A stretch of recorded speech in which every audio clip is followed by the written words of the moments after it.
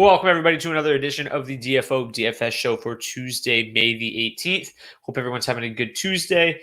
We've got another 3 games slate on our hands tonight. Pretty good night last night. Another night of exciting hockey. Maybe not quite as exciting as the night before, but still a couple pretty good hockey games nonetheless. As I mentioned, we've got 3 game 2s tonight, hoping to build off of some of the success we had last night. Overall, obviously some of our top stacks did really, really well. Some of our value, Nashville 3 did nicely. Some of our, cheap defensemen even did their job. Brett Pesce, Alexander Carrier, solid nights. Even Brendan Dillon was okay. So hopefully we can build on that tonight on this Tuesday.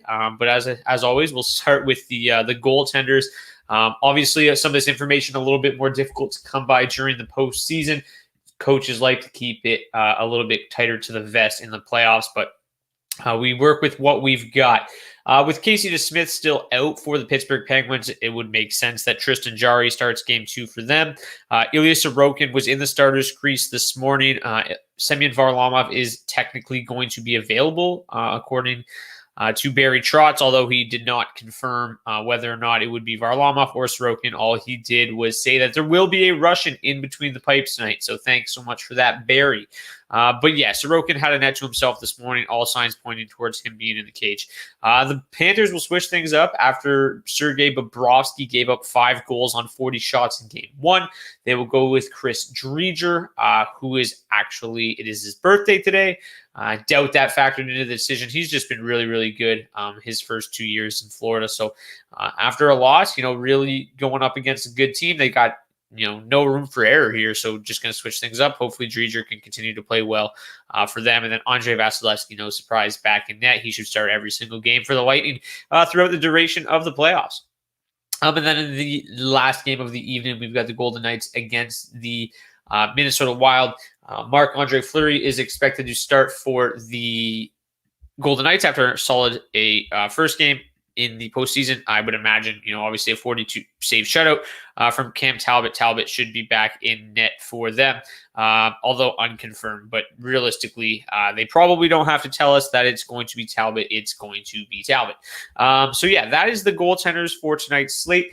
If you are new to the show, just keep in mind, that you can ask questions in the chat whenever you feel like it. I'll get to them as we go along.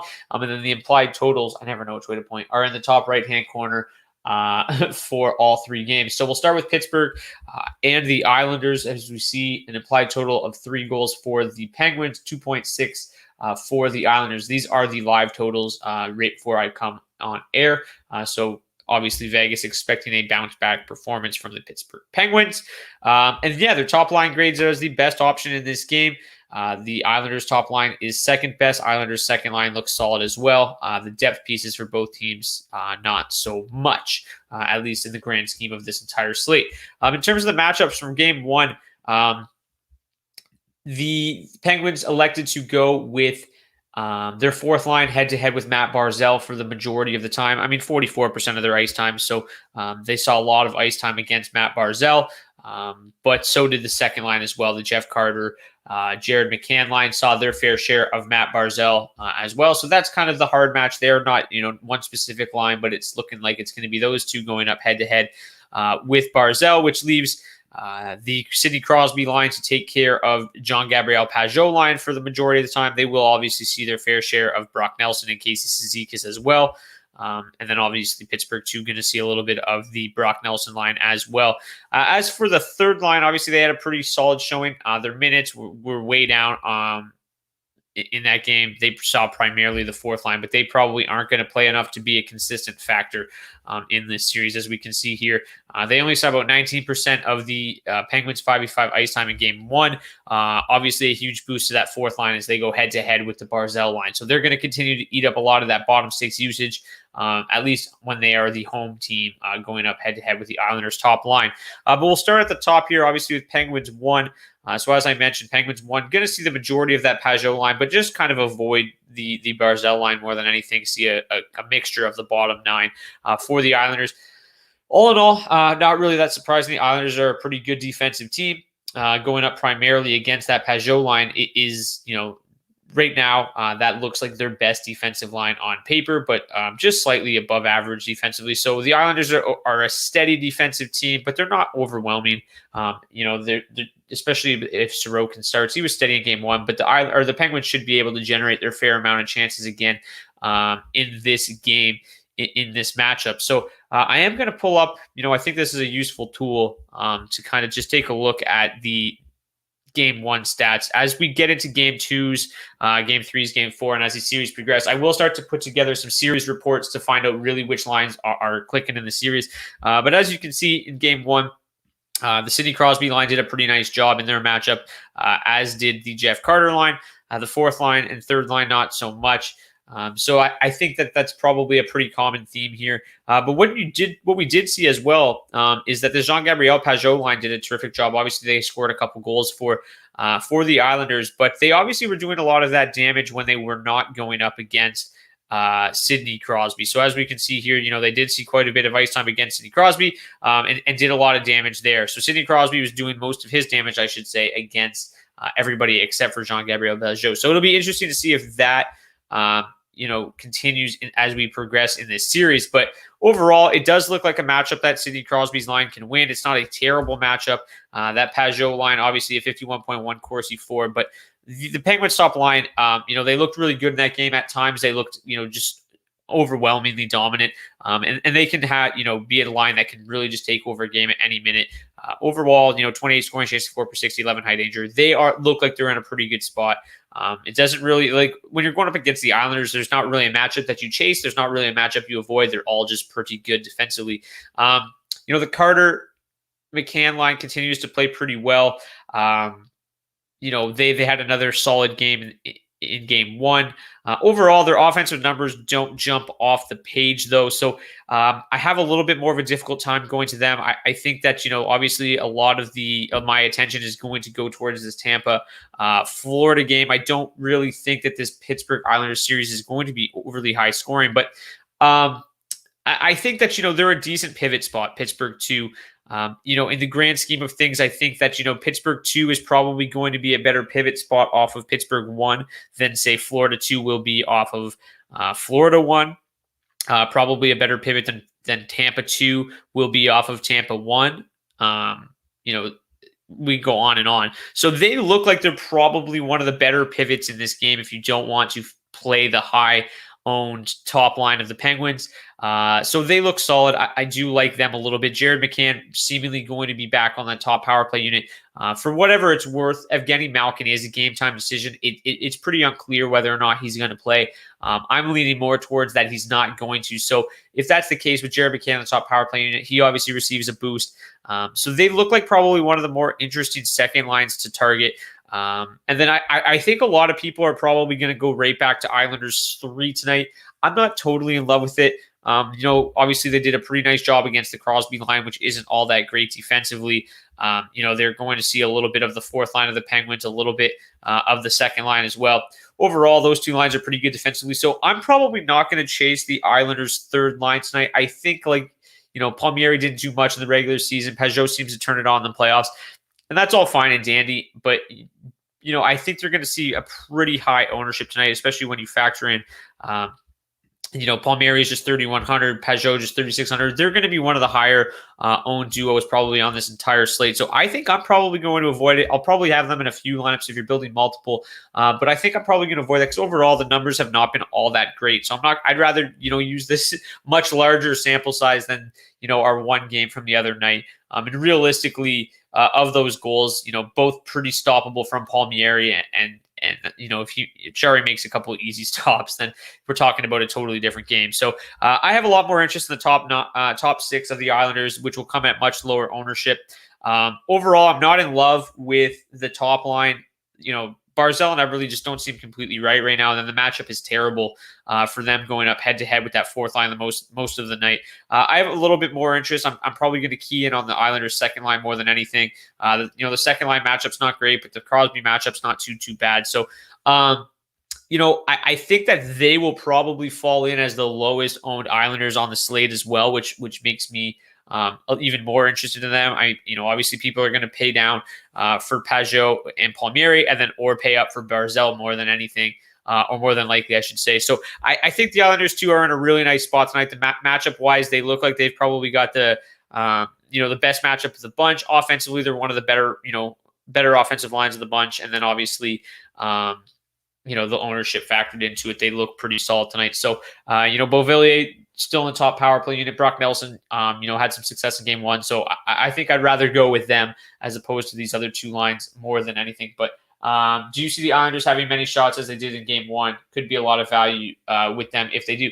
I mean, yeah, I think it all depends, right? How this, the Islanders are a weird team, right? They're one of those teams where if they get ahead, by a goal, by 2 goals especially, they really kind of just lock things down defensively. If it's more of an up-tempo game like it was in game one, then yeah, I think that there's obviously going to be opportunity for them to have a pretty nice night. And then it's just a matter of trying to find the right pieces. And obviously, the popular cheap pieces are going to be Islanders 3. And then the maybe lower owned high upside piece would be Islanders 2. But overall, they're not a line that usually generates a whole lot of shots, so they definitely come with a little bit of a lower floor. But the ceiling is certainly there for them, as we've seen in the past. So I'm perfectly comfortable with Islanders 2 tonight, kind of fading the chalk a little bit. If we look at the last game in terms of the shot volume, Beauvillier and Bailey were second and third on the Islanders with 4 shots each. Pajot led the team with 5. So if we see something similar to that in game 2 here tonight, I think that there's a lot of value at low ownership to be had with Islanders 2.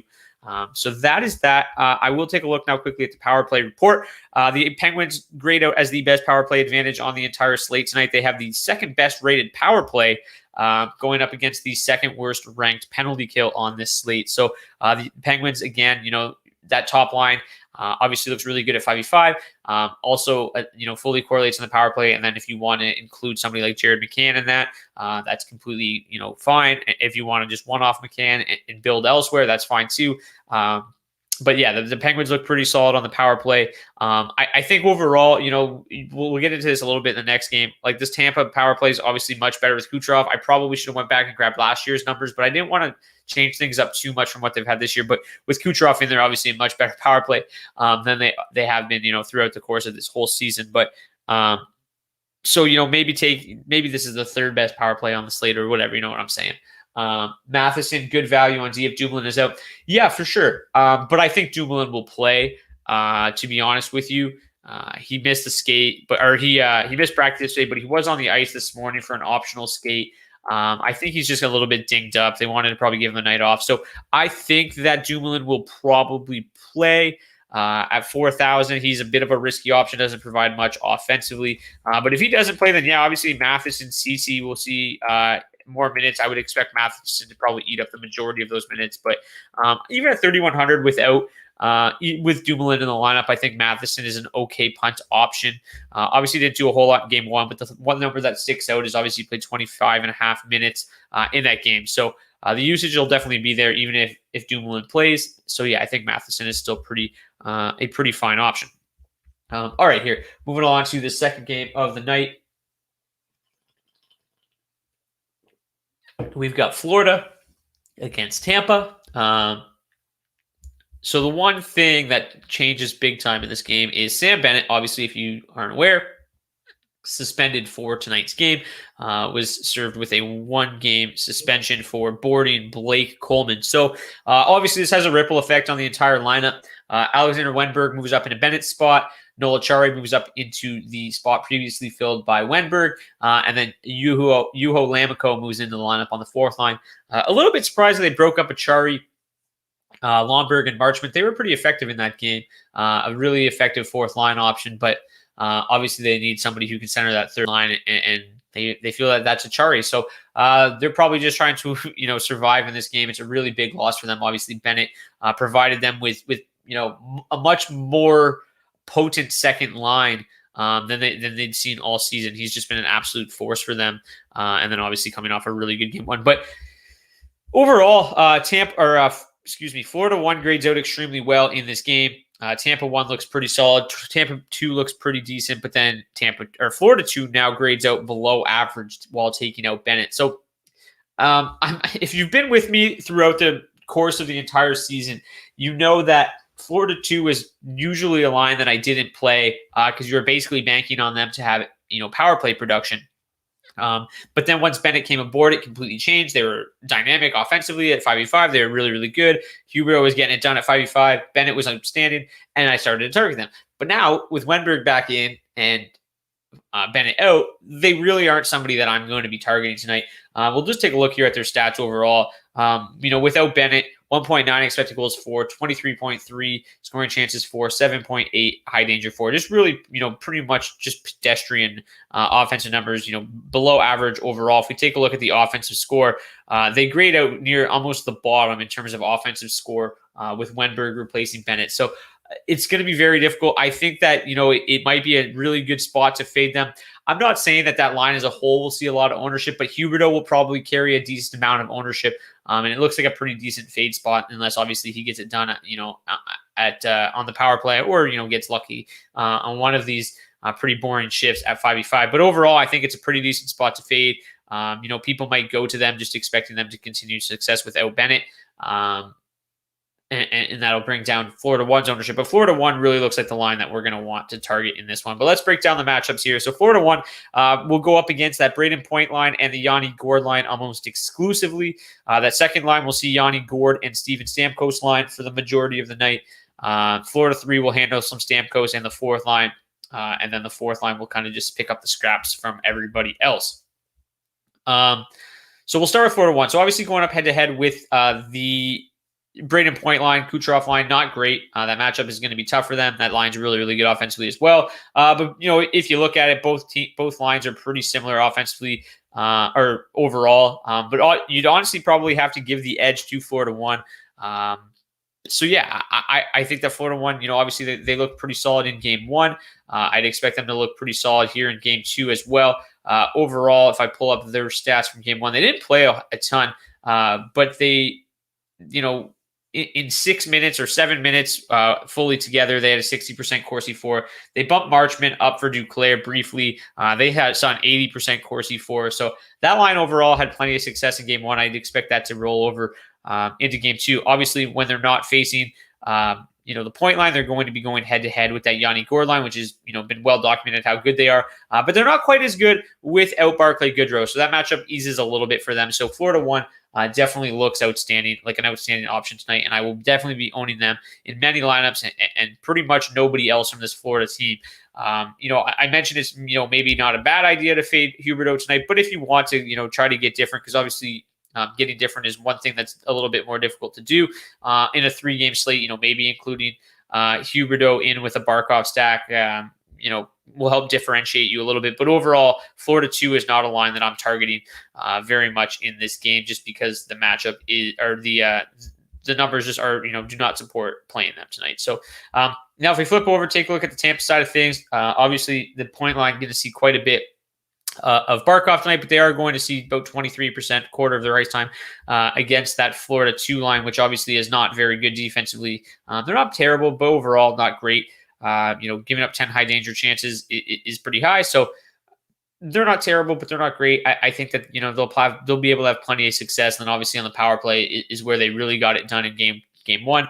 I'd expect that to kind of carry over here in game 2. Braden Point's obviously been a free throw to postseason career here over the last year. So I think that Tampa 1 looks really good. They might be the highest owned line on the entire slate though. So, kind of keep that in mind. Overall, the matchup isn't outstanding. So if if you're building multiple lineups, fading them in some of them obviously is not going to be an issue for you because the matchup's not great. But, if they got off to any sort of start like they did in game 1, if this game, remains high scoring, which based on the Vegas numbers, it is projected to be the highest scoring game on the slate, then obviously both teams' top lines should factor in. Overall, the second line, I don't really have a whole lot of interest there. But as I mentioned, their power play is so potent, and it really revolves around either Kucherov, Hedman, or Stamkos. So I don't want to really play Tampa 2, but I do want to one-off Stamkos. Maybe include him into some Tampa 1 stacks, get some power play stacking going to differentiate a little bit. And then Stamkos' price is just too good at 6,300. He obviously was pretty quiet there in game 1.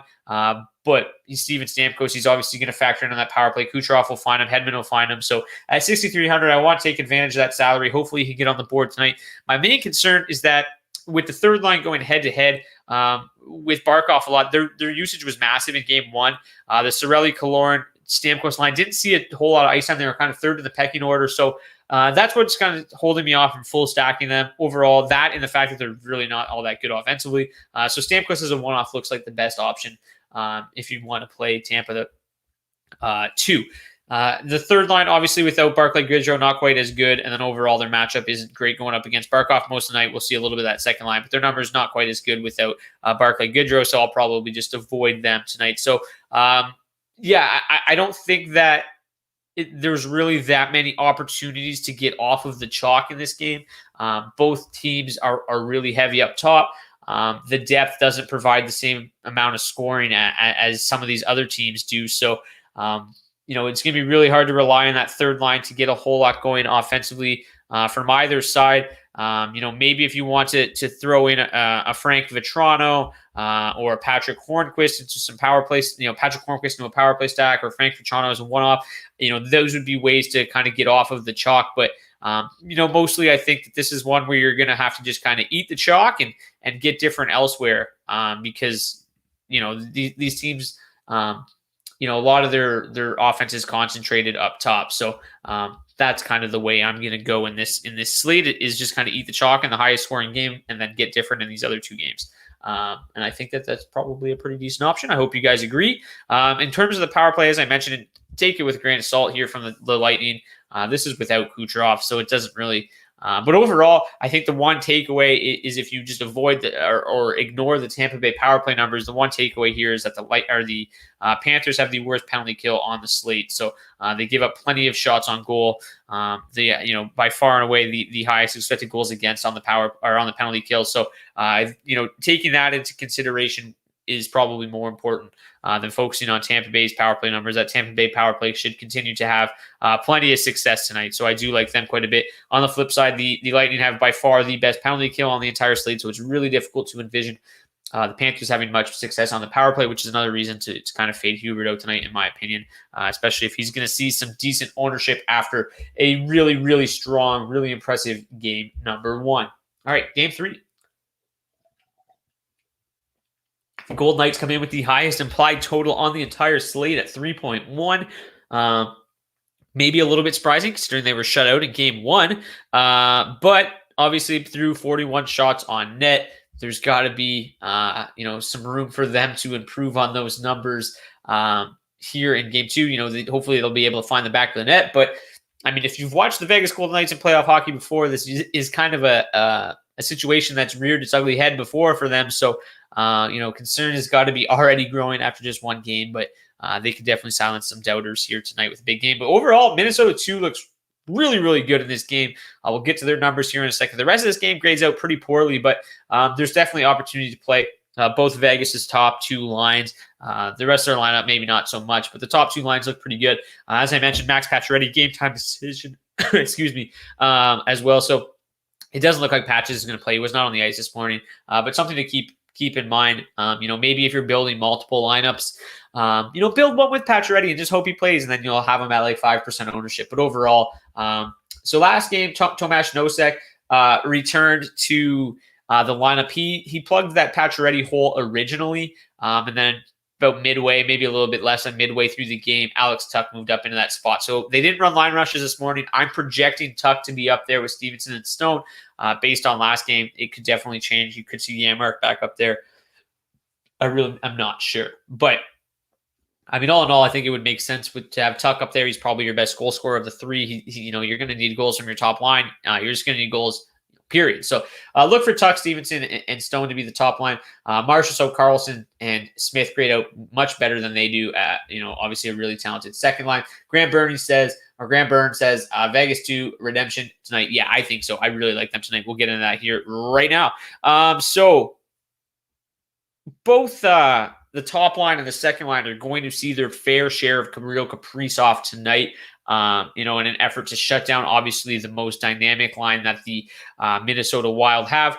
Vegas 2 will see a little bit more of the fourth line, while Vegas 1 sees a little bit more of Joel Eriksson X line. So, much better matchup there for Vegas 2. Minnesota's fourth line pretty good defensively as well, but overall, they are not the same, quite the same quality as that Joel Eriksson Ek line. So when you factor in, a slightly better matchup, the fact that the Vegas 2's offensive numbers are significantly better than Vegas 1 when Max Pacioretty's out, I think that you have to lean towards Vegas 2 tonight. The one thing too is that Vegas 1 always seems to carry ownership, no matter how poorly they're playing, no matter if Patches plays or not. All in all, Stevenson, Tuch, and Stone were pretty busy in game 1. If we take a look here at the shot chart, Tuch had 3 shots. Then Stone just 1 shot on goal. So they had they had a tough time. Their usage is always going to be massive, though. They played 22 minutes in that game. I just think that Vegas 2 is a much better option. If we go back to the shot chart, Shea Theodore led the team with 5 shots, but Smith and Marchessault both had 4. They played 5 less minutes than Vegas 1, but they look like the line that's going to have to get things done for them offensively with Pacioretty out. So, and Mike C says, what's Patch's injury? It's undisclosed right now. They haven't said exactly what it is, but to me, it's probably something that's lingering. A lingering lower body issue or something, because he hasn't even been skating. You'd imagine if it was an upper body thing, he'd probably at least be on the ice, floating around a little bit, but he's not even really been on the ice, so I don't think he plays tonight. But yeah, they haven't really said much about what the injury is. The Vegas bottom 6, especially that third line, really nice offensive numbers, but overall, it's a bit of a small sample size, and it's really hard to be like, hey, yeah, let's play Matthias Janmark, Nick Waugh, and Keegan Colasar. I just think the sample size is a little bit too small, beefing up those numbers. And then obviously, though, they do have the best matchup against Minnesota 3. So, if you want to take a shot in the dark on maybe a Nick Waugh and Matthias Janmark mini stack and hope you get lucky, I think that's an okay option. Obviously, if you're like stacking, maybe you're game stacking Florida 1 and Tampa 1 together, or Florida 1 with Pittsburgh 1, something like that, and you need to free up some salary, maybe a Nick Waugh, Matthias Janmark mini stack makes a little bit of sense just because of the massive salary relief you're going to get. And overall, the 2 of them both at 2,800, their numbers obviously look pretty decent for a reason. They're generating some offense, and then they have the best matchup that Vegas has. So I think it's an okay dart throw if you're building lineups, that's very heavy up top. But overall, I think that is Tuch a must play if he's on the top one? I think he's obviously a really nice play at 4,100. I wouldn't say a must play, but yeah, he's definitely a nice option. We've seen Tuch shoot a shitload throughout his career, and if he plays anywhere close to 20 minutes tonight, I wouldn't be surprised if he breaks the 5-shot bonus. So yeah, I think Tuch's a really, really good option at 4,100. Like I said, if you're building lineups around the other 2 games, and you're looking for a one-off, then Tuch is probably as good as you're going to find in this game without question. So at 4,100, yeah, Tuch is a really, really nice option.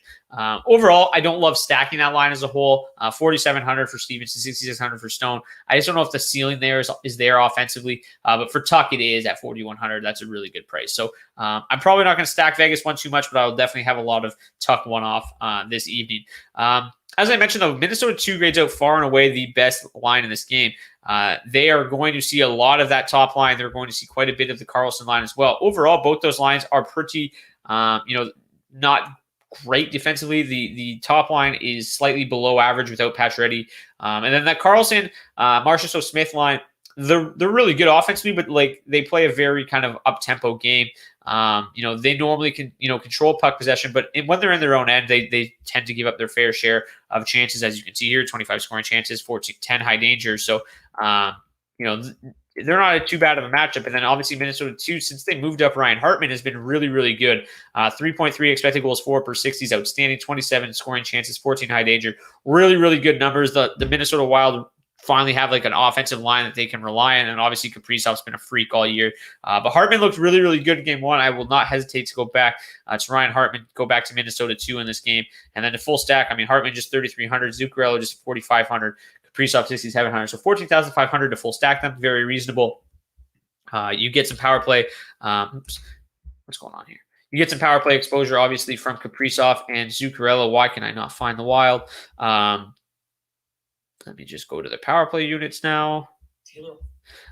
So yeah, you've got Kaprizov on the top power play unit, and then you've got Hartman and Zuccarello on the second unit. So whether you pair him with Spurgeon in that top power play unit, that's probably the best option. But dump a Suter, fit that bill as well if you want to kind of just stack that second unit. They won't see as much ice time. But overall, at 5v5, they should do enough damage anyway. Power play production will just kind of be a cherry on top for whatever they do at 5v5. So I do like Minnesota 2 quite a bit tonight. The rest of this Minnesota lineup, I can't really get behind. That top line's really, really good. Like defensively, obviously these numbers are just ridiculous. But offensively, they do almost next to nothing. Obviously, they have games here and there where they get involved, but it's tough to really buy in to Minnesota 1. Maybe if you want to build one lineup with them in it or whatever. But yeah, the rest of this team, I probably won't full stack Minnesota 3. I just can't really do that with Victor Rask and Marcus Johansson, but I do like Fiala, including Fiala and, building. I've talked about Minnesota power play stack a lot. I like Fiala as a one-off or with Kaprizov in maybe some Minnesota 1 / power play stack type of thing. But Minnesota 3 as a whole overall is not very good. But Fiala, obviously no stranger to get the puck on net.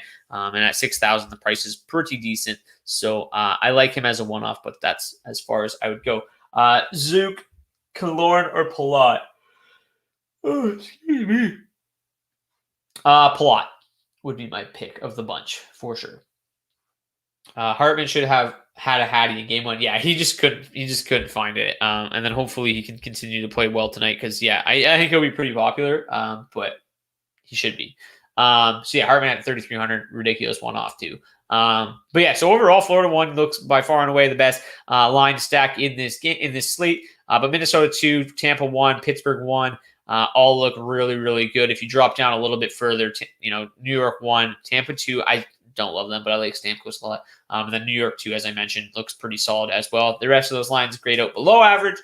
So that's kind of what you've got on this slate. Again, in terms of the power play report, Vegas looks pretty solid. Their power play is the best on this slate. Not factoring the Kucherov power play numbers. The Wild do have a pretty good penalty kill though, so it's going to be a little bit more difficult for them to get things done.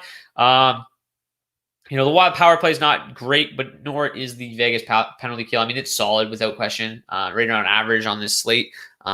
So I wouldn't expect Minnesota's power play to have too much success tonight or in this series, but they've obviously shown glimpses this year that they can be productive with a guy like Kaprizov. They can get it done at any time.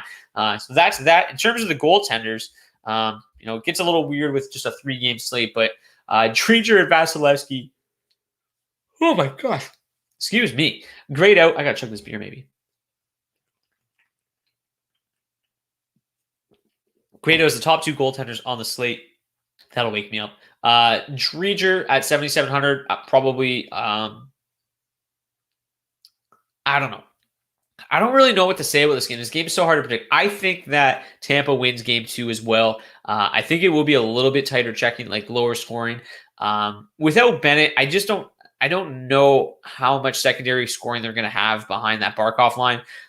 So I think Tampa wins this game. So I probably like Vasilevsky a little bit more. But Vegas has Florida as the favorites in this game. But Vasilevsky expected to see a little bit more shot volume. So I think Vasilevsky is probably my favorite goalie on the slate. But he, I think Driedger's fine too. If you're building lineups that are fading Tampa, Driedger makes a ton of sense. He should see a ton of rubber tonight. He's been outstanding. He's been really good against the Lightning this year. So there's plenty of reasons to play Driedger as well. But I think I like the Lightning. I think I like Vass a little bit more. Marc-Andre Fleury should obviously be a really good option. Again, he was so good in game 1. The Wild, outside of Kaprizov and Fiala, really don't have that many game-breaking scorers. So as long as, the Vegas Golden Knights can solve Cam Talbot at the other end, they should win this game. They should be able to get Marc-Andre Fleury the W. I think Fleury obviously has the most expensive goalie on the slate. maybe that helps bring his ownership down a little bit, but he should be pretty popular. And Vegas obviously likes their chances to win tonight. And I agree. I think it's a big bounce back opportunity for them. Tristan Jarry, I just don't know if I can go there. I don't love the Islanders offensively, but he just looks so shaky in game one. It's like, how do you pay $8,000 for that? I just don't know if I can. I'd much rather pay up for the other two guys that looked a lot better. But as much as I can't do it, I think a lot of people who watch those games probably won't be able to do it either. So his ownership should be relatively low. And the Islanders, again, just don't really have that much offensive firepower in what could be probably, could be the lowest scoring game on the slate. Sorokin, too, he just looked a little shaky. I think the Penguins probably win this game, too. So I don't love Sorokin at 7,700. I just think that I would much rather play Dreger at 7,700, and I think that I'd much rather play Cam Talbot at 7,500. Talbot makes too much sense. He's like last night's UC Saros. The shot volume should be immense. He's going to be super popular. He can stand on his head. And Vegas just struggles to score. So, even if Talbot loses this game, at most he's probably giving up 3 goals. He could still, stop 35 of 38 and have a really nice night. So Talbot at 7,500 makes a lot of sense tonight. Saros was okay last night. Didn't do us any good, but saw a ton of rubber, and that's what we can expect at Talbot again tonight. Talbot will have undeniable volume. They get outshot constantly. Yeah, that's what I'm saying. He's going to see tons of work tonight. So even if they lose this game, I still think he can be one of the top 3 scoring goaltenders on the slate. That's how many shots he's going to face. So I think that he makes a ton of sense tonight. But obviously the biggest underdog on the slate. The fact that Vegas is pretty good, brings his overall goalie rank down, but he is projected to face the second most shots on the entire slate. I wouldn't be surprised if he faces the most, though. All right, in terms of defensemen, obviously, I'm big on stacking. A lot of the guys that you're playing, you're going to want to stack with. So Shea Theodore is 5,800, makes a ton of sense with Vegas too. He was on a power play unit with all 3 of them in game 1, so I'd expect that to continue. So Theodore looks really good. Obviously, if you're playing Tampa 1, if you can fit Victor Hedman in, great. If you can't, then let me just give me a second here. Excuse me again. Oops. If you can't, Ryan McDonough, Mikhail Sergachev make a decent amount of sense. McDonough, pretty solid, 4,100. He was solid in game 1, 2 shots on goal, 2 blocks, 2 assists. Really, really good production from him. Him and McDonough played the most with that Tampa top line.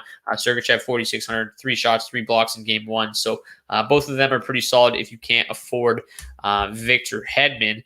As we go down here, Alec Martinez is obviously just a shot blocking machine, had 3 blocks in game 1. If you can't afford the top end defenseman, then Martinez is fine with any Vegas, or him as a one-off is you don't get a better floor than Alec Martinez. If you're playing the Islanders, I think, Noah Dobson's a no-brainer at 3,200, makes too much sense. But if you are playing the second line, actually, if you're playing the second line, just go with that Beauvillier, Dobson top stack. Dobson just makes too much sense at 3,200. I mentioned Spurgeon, 4,800, really good price for him. He's really good for if you're building around Minnesota 2. If you're building around Florida 1, there's really no reason to play anybody other than Keith Yandel. I mean, he just correlates on top power play. I would, there's obviously reason to play Mackenzie Weegar, but he's just a little too expensive, I think, at 5,100. Brandon Montour is okay at 3,600 as well. He had 6 shots in game 1, but I think Yandel probably correlates the best, but Montour is a decent, secondary option as well. We talked about Mike Matheson being okay. Montour always shoots the puck too, never dishes the puck low. Point shot score from him, 3,600. Yeah, exactly. Just said that.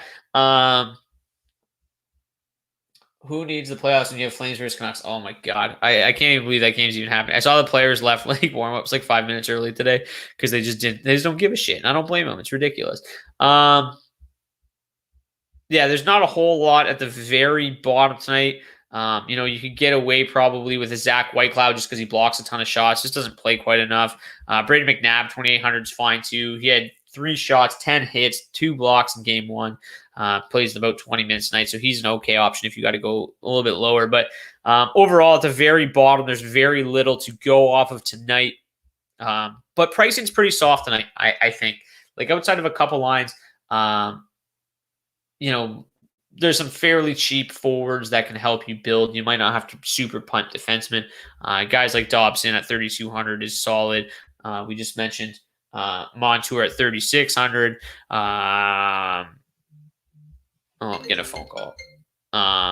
Yeah, so that's going to do it, I think. There's not really a whole lot else to go over. I will stick around here for like 30 more seconds if anybody else has any final questions. Finish my beer.